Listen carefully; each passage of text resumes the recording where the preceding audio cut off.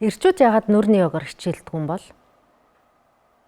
Хичээд идэг юм болов уу? Oh my god! Үгүй шүү дээ. Ер нь бол нүрийн йогоор хичээлдэг. Манай суралцагч нар дотор ирчүүд маш их байдаг.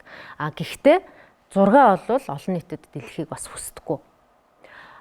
Нүрийн йогийн шилдэгүүд хүртэл тодорсон байдаг. Жишээлбэл та 1 сарын үр дүнг энэ зургаар харж болно.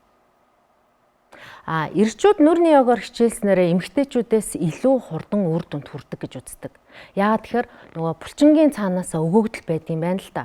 Ирчүүдийн хувьд яг нь эмэгтэйчүүдийг бодох юм бол маш удаан явцтайгаар үрчлээ гардаг. Гисэн хэдий ч гэсэн нэг үрчлээ гарах юм бол маш гүн тогтдог юм байна. Тэгэхээр ирчүүд нүрийн йогоор хичээлснээрээ нүрийн гүн үрчлээ гарахаас сэргийлдэг, нүрийн хэлбэрийг засдаг. За тэрнээс гадна сэтгэл санаанд маш тийм гоё эерэг нөлөөллийг үзүүлдэг. Үргэлж гоё аз жаргалтай байх боломжтой. Европ ирчүүдийн дунд нүрийн йог бол аль хэзээний тренд болчихсон.